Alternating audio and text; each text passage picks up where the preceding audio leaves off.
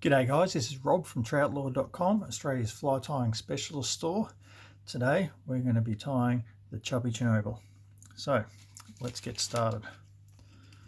We're going to start off with a Daiichi 1280 hook in a size 6. Not for the faint-hearted these. They're big, bad and ugly flies. They certainly stand out in the water, lots of movement and get lots of attention. With that, we're going to take UTC 140 thread in yellow, and then starting the thread just behind the hook eye, we will advance that down the hook for a nice even coverage. Trim that off and finish up just around the point of the hook. Now for the tail, we're going to use crystal flash. We're going to separate 3 pieces off this hank, trim them off, and then with those 3 pieces, fold them in half to create 6 ends. And then at the folded section, tie that in onto the hook shank so it comes out the back sitting proud. We don't really need flash on this fly. It's got lots going on. There's no chance the fish won't see it, but it's always nice to have that little extra incentive. Now for the body, what makes this float so well, we're using 2mm foam sheeting, and these ones we're doing with pink and purple. So we're going to cut them into strips. The strips should be about the width of the hook gape. A good way to measure for how wide you want them. So on a smaller hook, you'll cut a thinner strip of foam. Now we'll bring that thread up to just behind the hook eye and extending good 1/2 inch out in the front. It doesn't matter, we're going to trim that off, but it's nice to have a little bit to play with. And then folding it down over the hook, a couple of loose wraps, and then bind that in. Then we're going to pass the thread in open wraps down the foam to just beyond the hook point, square that off, and then cross wrap those threads back up to the front. Now we just need to twist that foam around so it sits in the right position, and then we're going to do another series of wraps back and forward just to really crunch that foam down and thin out the body slightly. We don't need to worry about compressing the foam too much for flotation. There's enough foam in this fly beyond that section that it's not really going to be a problem. Now we need to start with the dubbing. There's a lot of dubbing goes on in this fly. To start with, we're going to dub this body section here. We're using the Lost Fly dubbing number 5 in blend number 9. It's that mustardy yellow color, and we're going to use some dubbing wax on the thread just to make it easier. Take just a small amount of the dubbing out and start creating a thin dubbing noodle. Probably going to end up putting about 3 feet of dubbed thread onto this fly, so we just start bit by bit. No point going too much at once. It's easier to add more dubbing, not so easy to take it off if you put too much on. Just slowly working our way back down the body of the fly, continuing to lengthen that noodle as we go, adding more length.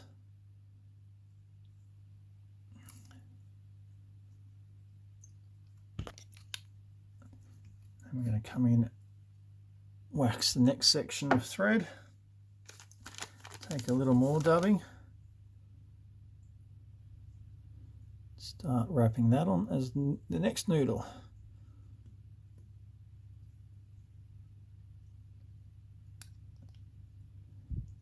Then we'll continue working down. Again, more dubbing, more wax,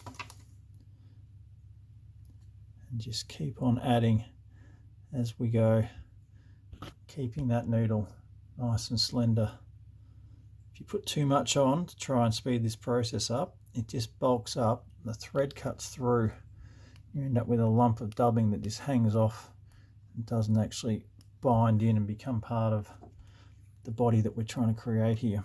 So again, just to show you, that's about how much dubbing we're putting on each time. It's not a lot, it doesn't need to be a lot. It'll actually go a long way once you get that onto the thread and create that noodle. So then we come down to the tail, there we go. Just going to come in, trim that body out, just get some of those scruffy bits out. This is a very coarse dubbing and gives you lots of fibres that run all over the place. We don't need them all sticking out just yet. Okay, the next step is to tie in the purple foam on the top. So that's going to be level with the front. And then a couple of wraps in to bind that into position. Now, we're going to place our first wing on the rear wing. We're using Congo hair for this. So we're just going to separate a section of Congo hair. Cut that off the hank.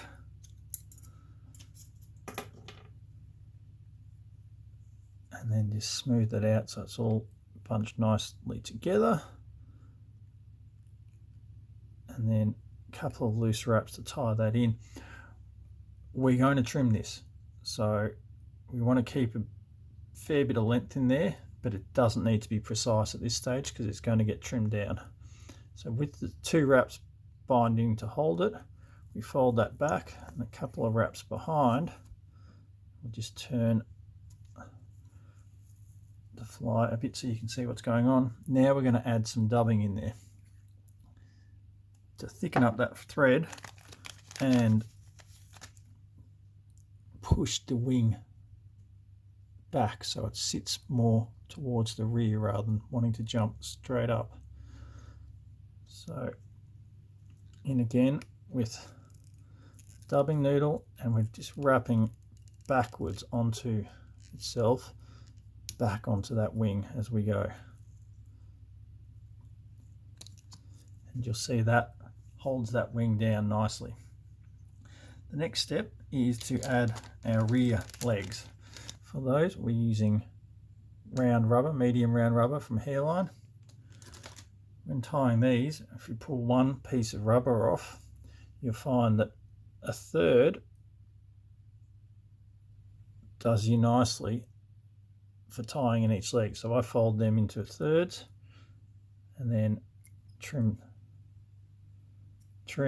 create 3 sections. We'll pop one aside for the next one, and these 2 are going to become our 2 pairs of legs. So we'll just loosely capture that on the front side.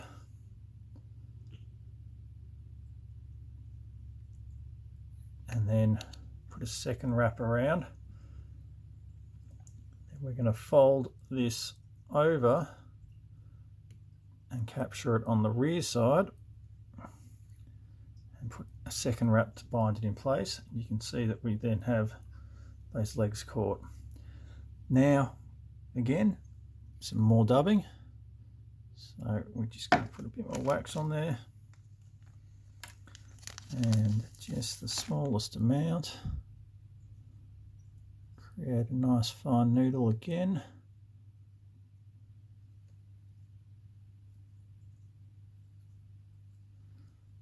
And holding those those rear legs back, we're wrapping over the legs in the gap between them just to force them apart slightly.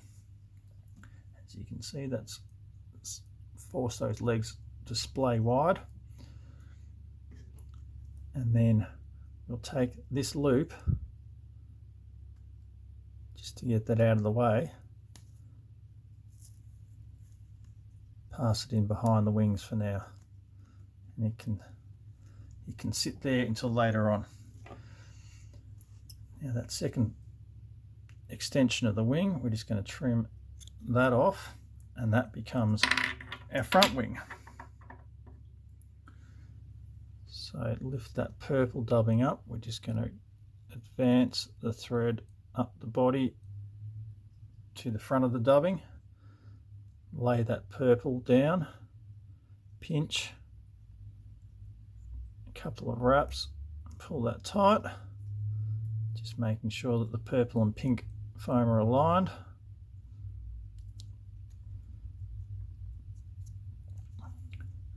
And now it's time to add the front wing.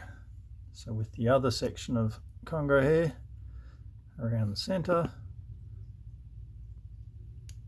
put a couple of wraps in, get that into position, pull down tight, fold back, and a couple of wraps in front, and then we're going to repeat with that dubbing to help fold the wing back down again.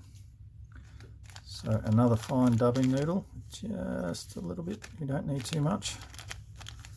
That is the key with this stuff.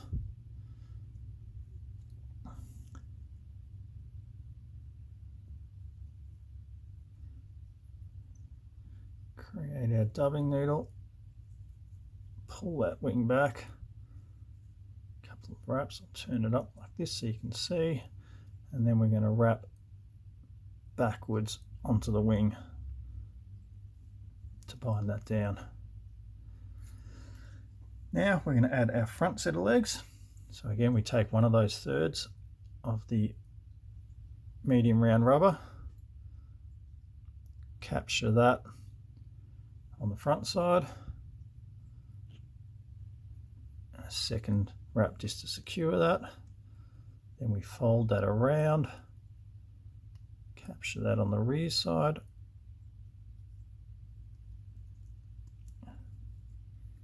and a second wrap just to secure. Pull those through a little bit just to get a bit more length into that loop. And now, you guessed it, a little more dubbing just to cover up that thread over the legs and splay them nicely. So we're just going to put a little extra dubbing through that section. Again, another fine dubbing loop, don't need too much. And then pulling those legs back, just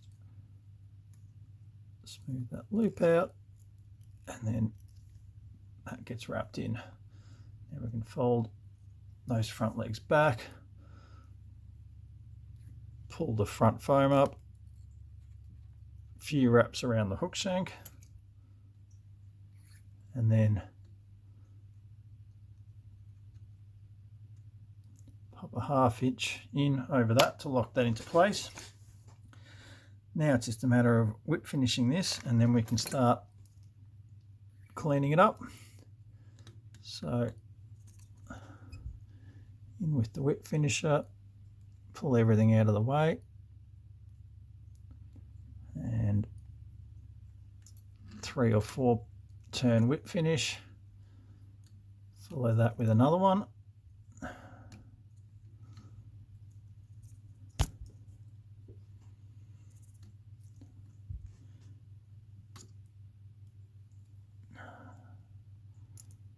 A little bit difficult working around the camera with the whip finisher. I don't quite have the angle I want to get, but there we go. And trim that thread off. And now it's time to clean this up. So out come the Loon all-purpose scissors, which do so many jobs for me. We'll open up that front loop, open up that rear loop, then we're going to take this foam, the pink and the purple, and trim it down to create a little head, and then lift everything up at the back, slide the scissors in right up to the hook bend and trim both pieces of foam even up there.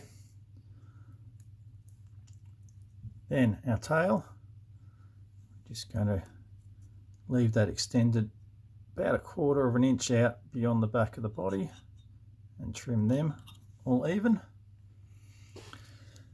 Now for the legs, we're going to take them in pairs and go about 1 inch out from the body without pulling on them to stretch so you don't misgauge how long you're cutting it. So 1 inch out there, 1 inch out there. Take the front legs on this side, take them 1 inch, cut them. And the rear legs, same amount again. And now we can just reposition them so that they sit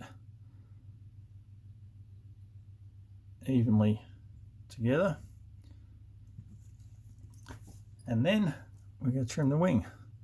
So basically, one neat cut, we pull everything up together, front and back wing, and one neat cut down on a 45 degrees, like so. And that gives you your front and your rear wing nice and evenly trimmed out. And that's it. You can see the underside, it's got plenty going on, multiple different colors and textures. Those legs are all over the place. When they hit the water, they just move like crazy. The wing will allow you to sight that from as far as you can cast in any sort of glare, and that is going to float all day long. The trout just can't help themselves, they smash that. There's something about the pink and the purple, and something about the totally unnatural look of this fly that gets them absolutely wanting to brain themselves on it. So that's it. That's the Chubby Chernobyl in pink and purple color. Completely unnatural, completely unlike any hatch you're going to see this summer, but will catch fish. So give it a shot, tie up a few for yourself, go out there and have some fun. If you like this video, please hit the like button down below. If you want to see more, subscribe to my channel.